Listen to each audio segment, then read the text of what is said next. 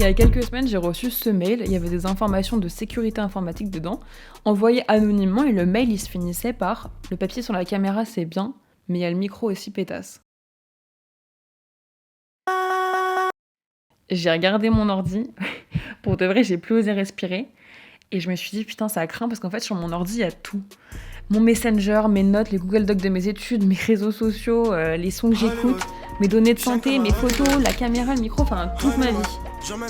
Et en vrai, ça me fait flipper que quelqu'un puisse accéder à tout ça. Et le pire, c'est que je saurais même pas l'empêcher parce qu'en fait, j'y connais rien. Est-ce qu'en ouvrant ce mail, il a pu me hacker ? Est-ce que ça sert à un truc, le post-it sur la caméra ? Et est-ce que vraiment, le mec est en train de m'écouter ? Je me dis qu'en vrai, le meilleur moyen de savoir me défendre, c'est que je vois comment on attaque. Allô la Terre, ici Amy Plante, bienvenue dans cette nouvelle vidéo, on va essayer d'hacker un ordinateur. En l'occurrence, l'ordi sur lequel il y a toute ma vie, accéder à ma caméra, mon micro et tout mon disque dur à partir d'un autre ordinateur. Pendant une semaine, j'étais en train de me dire « Waouh et tout, c'est chaud, imagine, il m'écoute vraiment ». Et jusqu'au jour où je me dis « Vas-y, on va apprendre les bases ». Sauf qu'en fait, le truc, c'est que moi, à 42, j'apprends des trucs de code informatique, mais pas de cybersécurité. Donc du coup, j'y connais rien du tout. Donc qu'est-ce que je fais ? Je tape dans Google comment hacker une caméra et là je tombe sur cette vidéo tuto. Comment hacker la webcam de votre voisin ou votre voisine ? Et je voyais qu'à la fin le mec il réussissait à hacker la caméra, donc je me dis vas-y je vais juste suivre le tuto et on va voir si ça marche. Alors première étape, savoir qui je suis, ça c'est mon IP local et je suis donc sur le réseau 192.168 qui reste réseau local. Ça commençait pas bien du tout.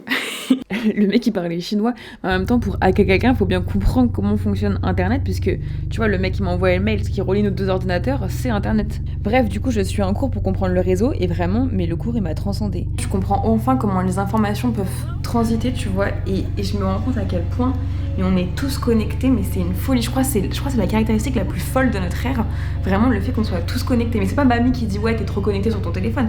Non, c'est au sens purement technique du terme. Genre, il y a des machines qui sont branchées par des câbles qui permettent d'acheminer les signaux électriques, ce qui permet de faire communiquer des machines sur un réseau local. Donc, par exemple, à la maison chez moi.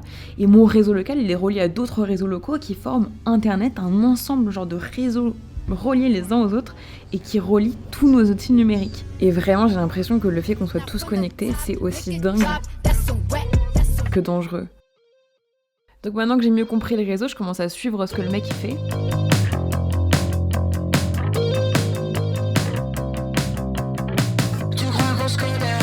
Et c'est qu'on respecte, équipe hermétique, que tu fais des pics. C'est qu'on tourne avec, on l'attend. Bref, au final, je vois qui est sur mon réseau local, je vois mon MAC, son adresse IP, toutes les informations. Donc du coup, je continue le tuto, tout ça, et genre je vois, il utilise des outils. Pour sa deuxième logiciel, il s'appelle Ethercap. Où tous les autres tutos sur internet les utilisent ces outils-là sur Kali Linux. Et en gros, Kali Linux, c'est genre un système d'exploitation comme macOS ou Windows. Et en fait, le truc, c'est que moi, j'ai pas Kali Linux et j'ai que un ordinateur, c'est mon Mac, que je veux justement hacker. Et j'ai pas de deuxième ordi. Et donc en fait, la seule solution, ce serait de mettre un deuxième ordinateur dans mon Mac qui serait sous Kali Linux. Bon, pour ceux qui font pas d'infos, ça a l'air grave chez Père, mais en gros, ça s'appelle une machine virtuelle. C'est genre, tu peux mettre un ordinateur dans ton ordinateur. Et donc, du coup, avec un ordinateur sous Kali Linux dans mon Mac, je vais hacker mon Mac.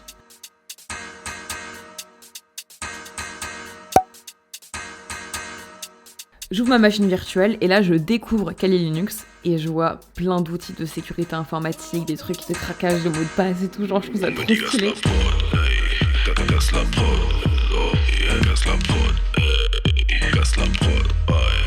Et notamment, il y a les outils dont on a besoin. Donc du coup, je suis ce que le mec il fait sur son tuto et tout. Et je vais lancer l'attaque Man in the Middle. Et justement, Ethercap, ça va nous servir à faire l'attaque Man in the Middle. Et c'est quoi le principe ? En fait, en gros, dans le réseau local dont on a parlé tout à l'heure, il y a un outil qui nous sert à communiquer avec l'extérieur, donc avec les autres réseaux, c'est le routeur. Donc moi, sur mon Mac, si je veux aller par exemple sur YouTube, ça va forcément passer par le routeur qui fait la requête à l'extérieur. Et la réponse me revient. Comment ça se passe dans le cas de l'attaque de l'omni-lieu ? Il y a une faille qui s'appelle une usurpation d'ARP qui permet à l'attaquant de faire passer du point de vue du routeur pour la cible et de se faire passer pour le routeur du point de vue de la cible. Ce qui fait que pour les deux, tout va être transparent, ça va être comme avant, sauf que tout le trafic va passer par l'attaquant. Donc du coup, je lance l'attaque, tu vois, et je vois tous les sites que mon Mac consulte. Donc genre si par exemple je vais sur un site HTTP, sur ma machine virtuelle, donc imaginons c'est l'ordinateur de l'attaquant, et bah du coup il verra tous les sites HTTP que je consulte. Et même un login et mot de passe si jamais je me connecte sur un site HTTP.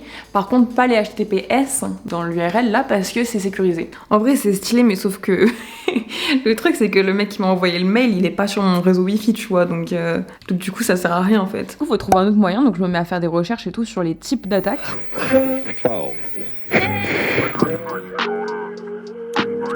Et là, je commence à découvrir tout un univers avec plein de ressources en ligne pour apprendre le hacking. Une bête de chaîne YouTube aussi, la chaîne de WakeItXY, des communautés, des sortes de jeux, les captures the flag, où le but c'est de réussir à s'introduire dans un système. On pourra jamais s'aimer simplement. J'oublie la veille et je recommence. Je te donnerai ce que tu veux à part du temps. Quand y a un drame, on est pointé du doigt. Et de trouver dans le système le drapeau, qui est un mot souvent, qui prouve que tu as bien réussi à t'introduire.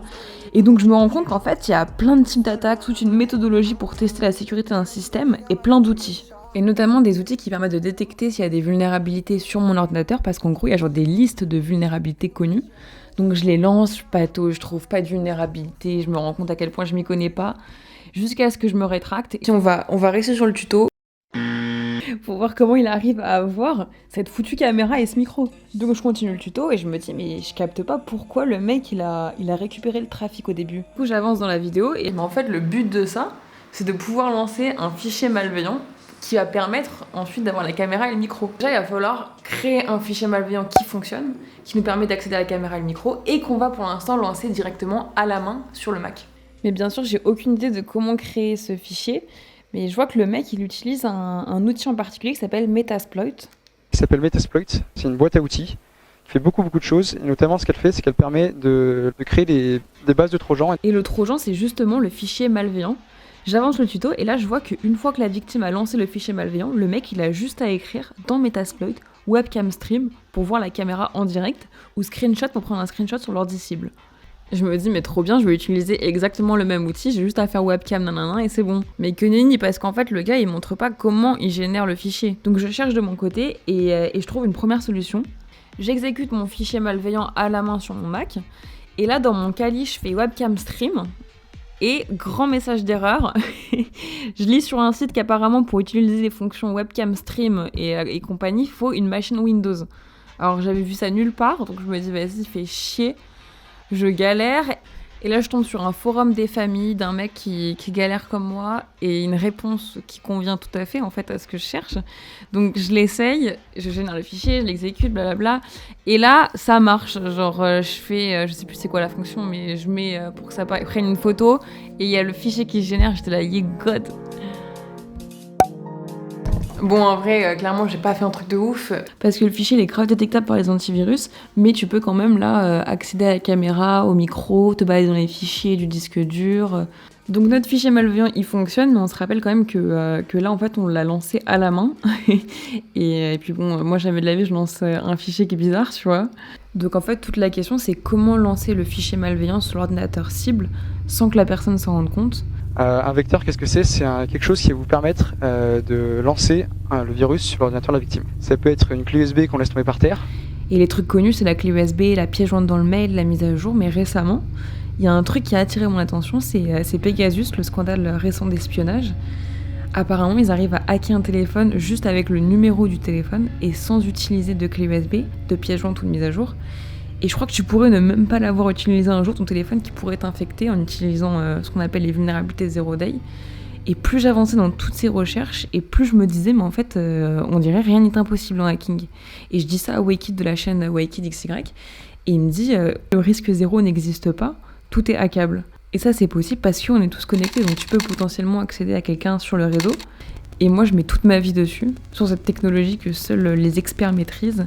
Comme si je vivais à la plus folle des époques, où les rois du monde de notre ère, finalement, c'était eux.